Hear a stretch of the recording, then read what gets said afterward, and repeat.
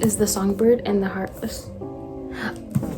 This is me realizing I got the wrong before this. They're like duologies, but it's like in the same, I don't even know how to explain. They're like, it's tragic, rip your heart out love story. It's one of my favorite like sports romance series ever. 10 out of 10, all of them. If you haven't read them, read them.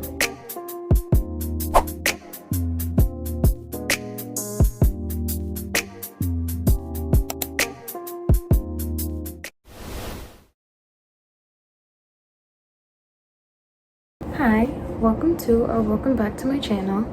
In today's video, I wanted to do 26 books that I want to read in 2026. So I have a list on my phone, so let's go through it and talk about it together. Okay, so the first book I have is The Rose Bargain, and this is one I recently heard of, and it sounds really interesting. Really want to read it, and I have not been able to find it. It says that it's Bridgerton meets The Selection. I don't know, I just love, what is that era called? Regency? Is that it? I don't know. Anything British, ball gowns, I'm here for it. And The Selection was one of my favorite series as a kid.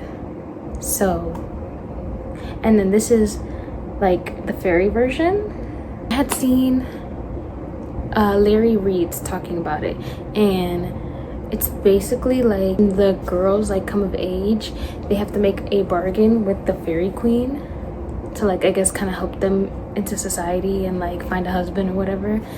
And the main character, I think, is trying to make a bargain to help her sister with the bargain that her sister made. I don't know if that makes sense. Like, her sister made a bargain and it didn't go well. Usually in like fantasies, any deal you make with a fairy usually is double-sided. So she's trying to help her sister. Let me see what else it says. I'm trying not to really read because I like to go in blind. But yeah, basically all I know is just like the social season. There's balls, ball gowns, fairies. Yeah, so I want to read that. Then I also want to read The Jessad Heir. I've seen a lot of people talk about this. I'm not 100% sure what it's about. I just know that it's been calling to me. Every time I go to Barnes & Noble, I see it there, and I'm like, I want to read that. It's big though, so it scares me a little bit. I know it's a fantasy. It says, a fugitive queen strikes a bargain with her greatest enemy that could resurrect her scorched kingdom or leave it in ashes forever. It's Egyptian-inspired epic fantasy. 10 years ago, the kingdom of Jessad burned. Its magic was outlawed. Its royal family murdered. What Sylvia wants people to believe. The heir of Jessad escaped the massacre, and she intends to stay hidden, especially from the armies that continue to hunt her people. So I guess it's like two kingdoms. So she makes a deal with her greatest enemy to help him hunt rebels in exchange for her life. So yeah, I don't know much, but this looks good. And I always see it and I'm always like, I should read that. So I want to stop saying I should read that and read it. The next one, at number 2, there's number 3. Actually, I just got this one recently. This Woven Kingdom. Everybody I've seen read this has like just obsessed over the whole entire series. Like, a couple of YouTubers I've seen who've read it and like just binge read the whole entire series. So I really want to read this one coming year. It's a Persian mythology inspired fantasy, and the main girl, she's a jinn. But I don't want to read too much because I, like I said, I like going in to the books blind. But yeah, I just know everybody who I've seen read this series is like obsessed with it. So yeah, I gotta read this. Oh, this is another new book that I recently got. It's called A Tempest of Tea. So originally I had no idea what this was about. I just always saw the cover and I was like, wow, that's so pretty. Like, it's just so pretty. And I was like, I need to read this because that cover is like, the sprayed edges are the smoke from the tea, like the steam from the tea on the pages, which I thought was so cool. And it's just like, I don't know, I just really like the art and the style. I kept talking about it. My sister got it for me, and that's when I finally read the back. And so apparently it's vampires, a group of outcasts trying to pull off a heist in like a world of vampires and stuff. I don't know if the main characters are vampires or not, but it just looked really cool to me, and it's always called to me. So yeah, I want to read Tempest of Tea. Another one that I keep hearing about a lot is The Night and the Moth, and specifically everybody keeps saying that there's a gargoyle in the book, which sounds crazy, like a talking gargoyle. I don't know how that incorporates to the story, but everybody says that like that character is their favorite character in the book, and so it's just intriguing because now I want to know. And then the way they like talk about him almost reminds me of in the book Assistant to the Villain. There's a little frog, and well, the frog doesn't talk, but he like holds up little signs with words, and it's just like he always has the perfect timing. Like he doesn't always talk. He doesn't always hold up his little signs and everything, but he just has the perfect timing with his like little one-word signs that he holds up. So it kind of gives me that kind of vibe. And then I think it's supposed to be like a dark fantasy, because I know Rachel Gillick writes like darker fantasy, if I'm not mistaken. Yeah, it's gothic, and she's a prophetess, and she's with a knight. I have no idea what it's about. I just know everybody loves one of the characters, and now I'm intrigued and now I want to read it. This is another one that I keep seeing when I go to Barnes & Noble, and I think the cover is so pretty, and it's just like I just want to read it. Like, I don't know, there's something about it that catches my eye, like catches my attention. I think it's a new release. Yeah, released 2025. It's called Dawn of the Firebird. She's the daughter of an emperor's clan, and it's like in, I guess they're in war and stuff. I don't really again want to read too much into it. Like fantasies, I prefer to just like dive in. That one has caught my attention every single time I've gone into Barnes & Noble, so I definitely want to try to read that one.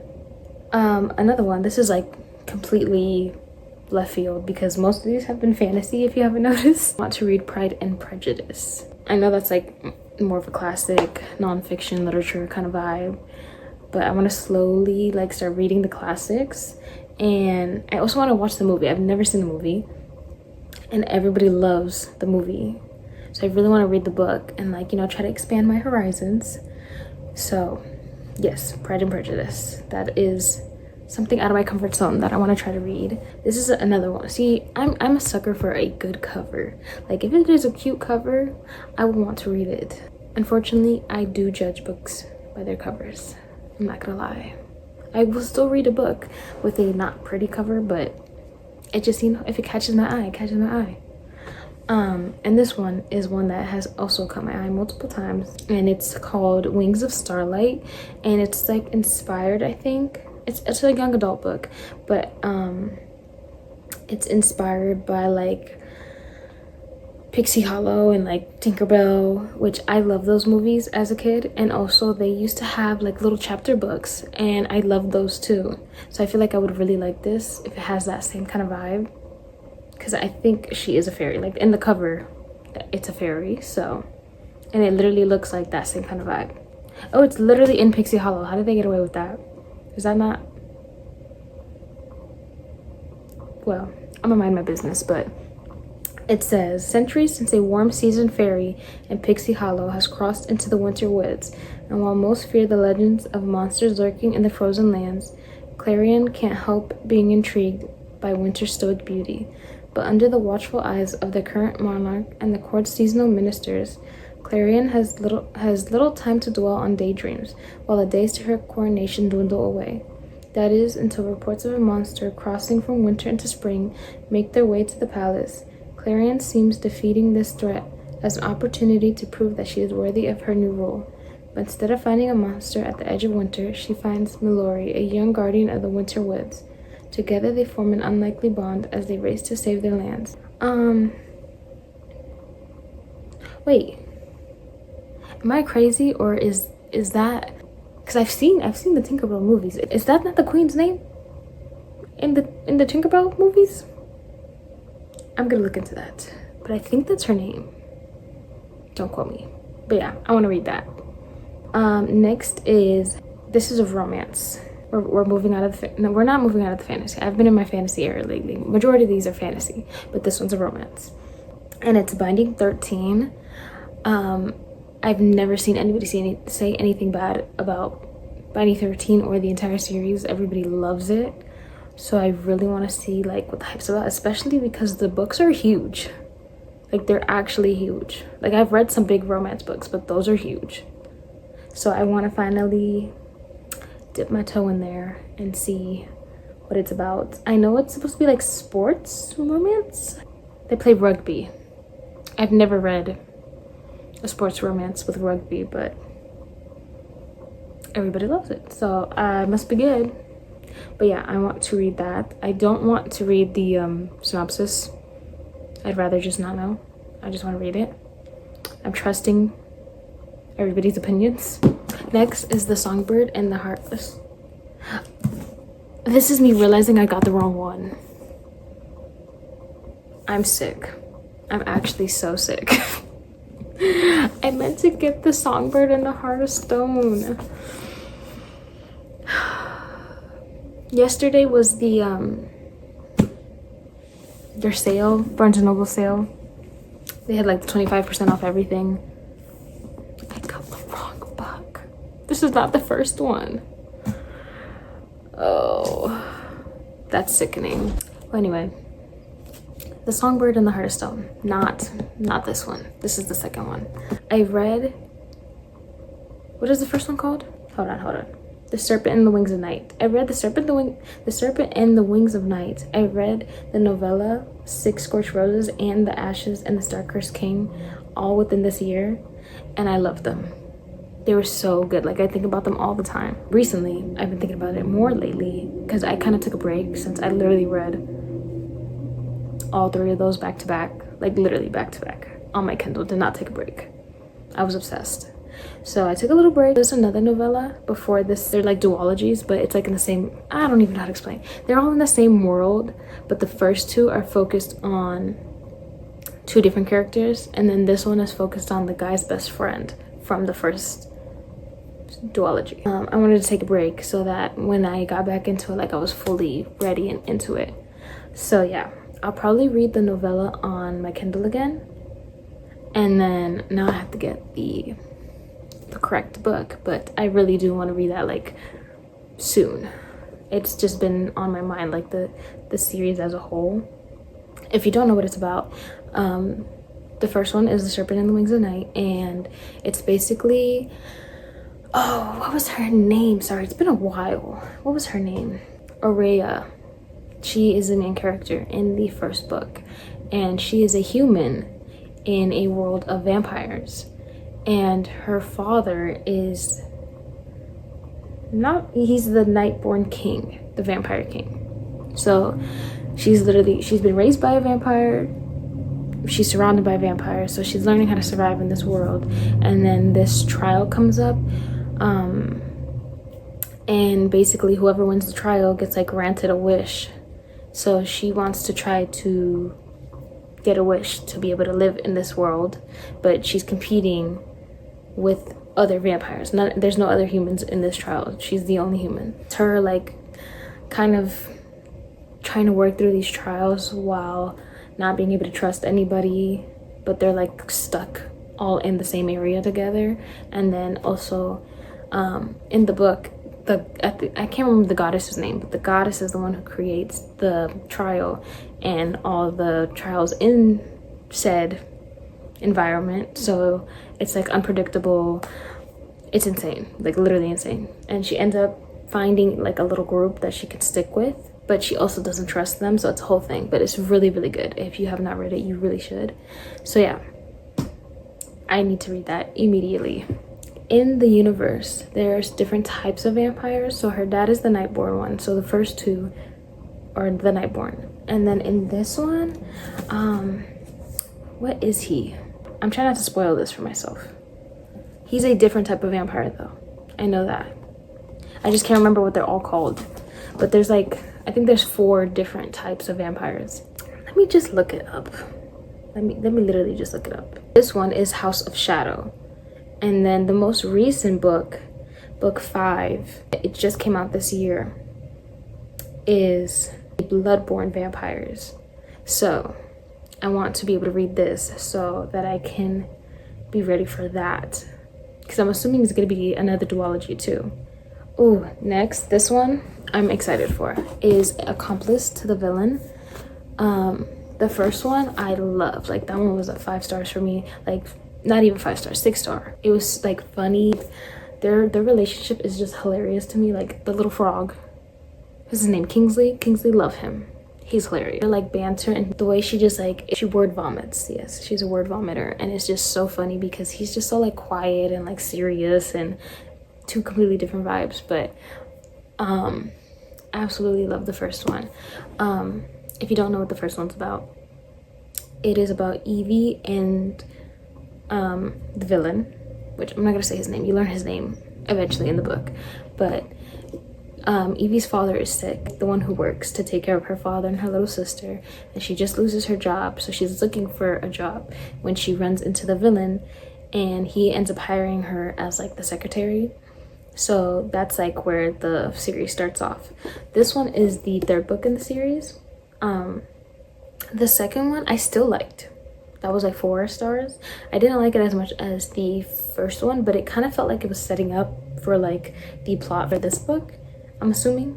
I've heard good things too, and I just love like the humor and the banter. Like the whole time I was reading it, like I was just smiling, and like I just couldn't put it down. So I'm really excited to read this one, and I love that they all have like sprayed edges to correspond to the book, so I'm really excited about this one. Next, this one hasn't come out yet, but it is supposed to come out in 2026, and it's a spin-off of the Mile High series. No, is it called Mile High? Windy City. It's a spin-off of the Windy City series, which is one of my favorite like sports romance series ever.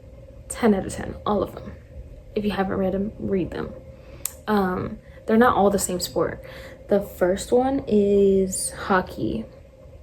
The second one is basketball. 3rd and 4th are baseball. And then the most recent one that came out was hockey. The spin-off series is about Monty, who is he's the coach, if I'm not mistaken, of the baseball team. And in the like last 2 books of the Windy City series, I mean, Monty's in all the books. Like you get glimpses of him, like you see him, he's part of the family.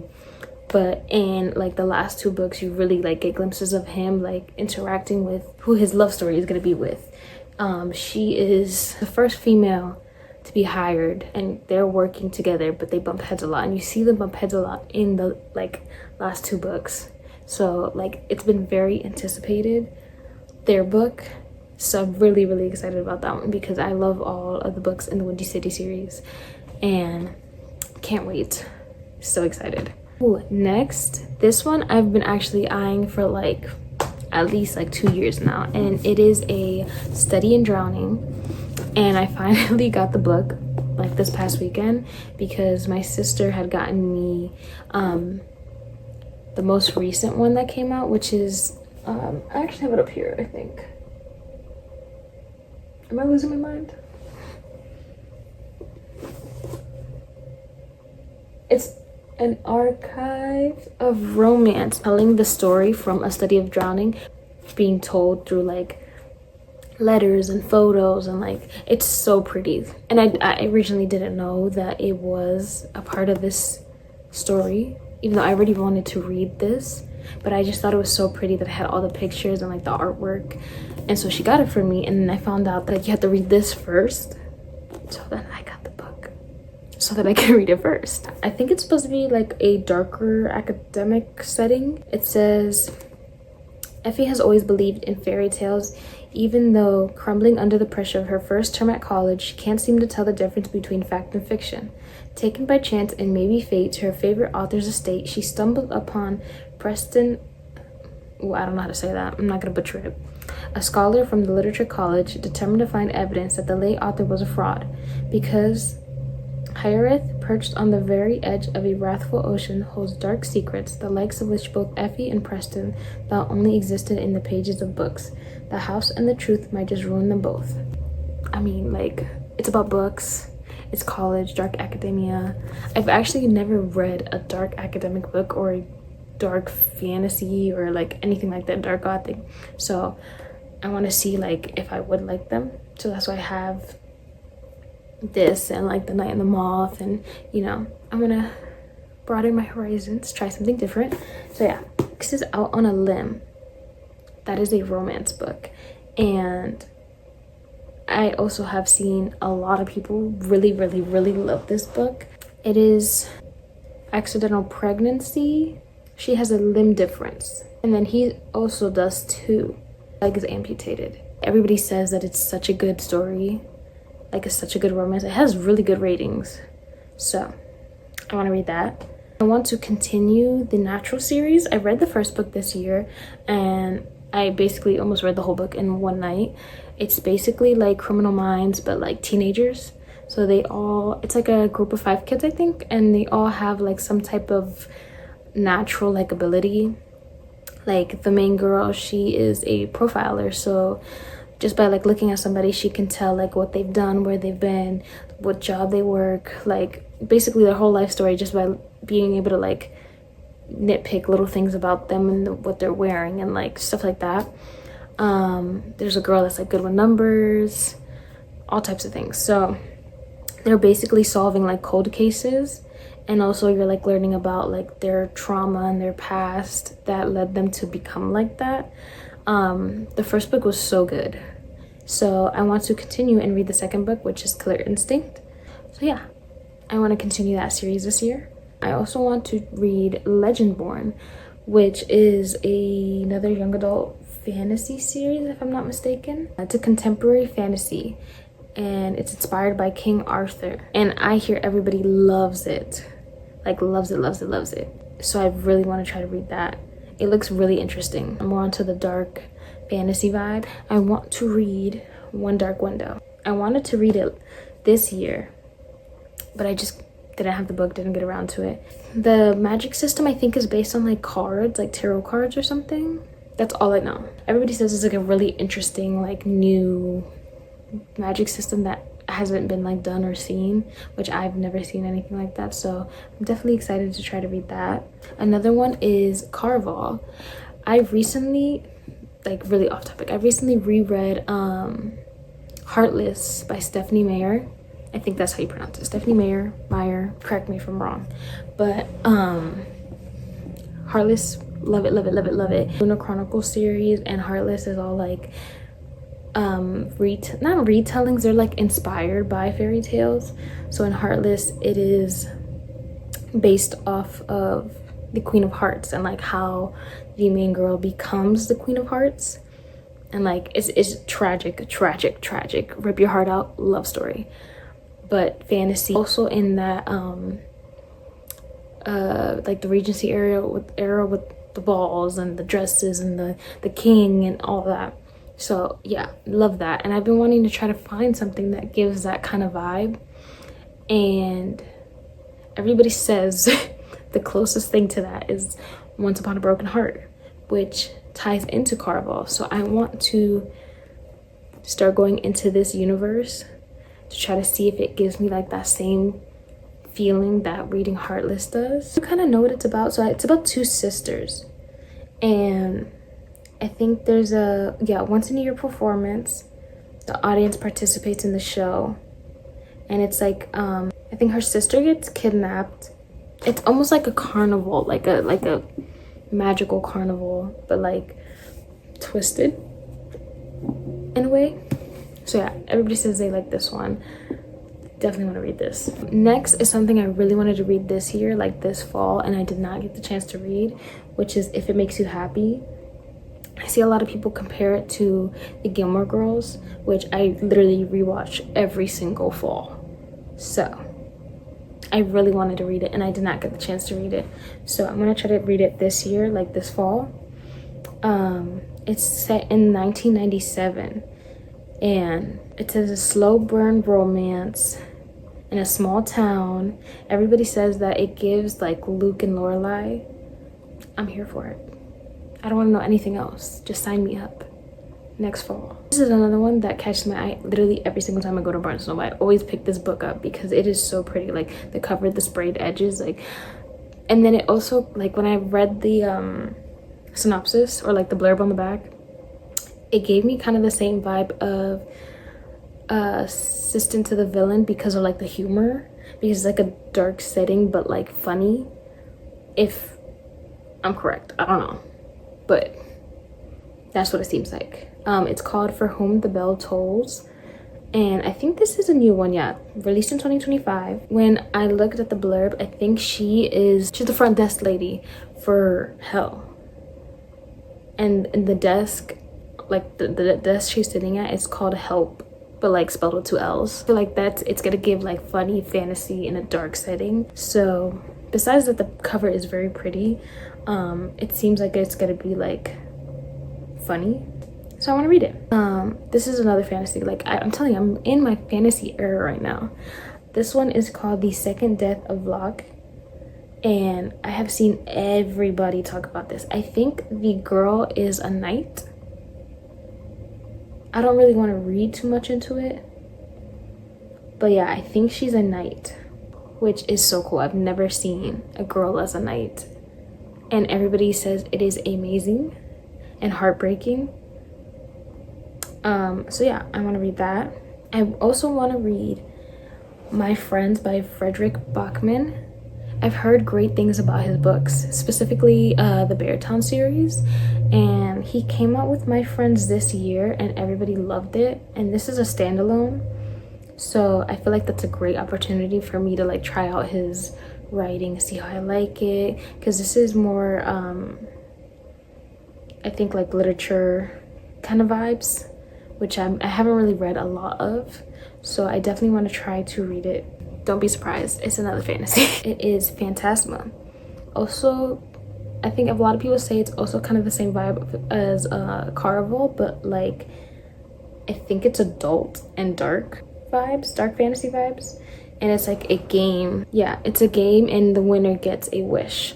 And I think she's also following her sister. Yes, her sister disappears into the games and she's following her sister, and whoever wins gets a wish. But it's like you can't trust anybody, you can't believe anything you see or anything you hear. So yeah, it's like that kind of vibe, and I've heard a lot of people say it's really, really good, and it's like the plot twist and stuff is just insane. So definitely want to read that. Next is The Invisible Life of Addie LaRue. My mom actually got me this book a little while ago. We did like a little book buying like challenge that we saw on TikTok or something, where like you buy books for somebody, a book you liked, or you know, stuff like that. And she got me this because she says when she read it, she told me she wasn't sure she liked it but couldn't stop thinking about it, which is really interesting. And a lot of people either love this or hate it, and the concept sounds interesting. So it starts in 1714, which is actually insane. That's insane.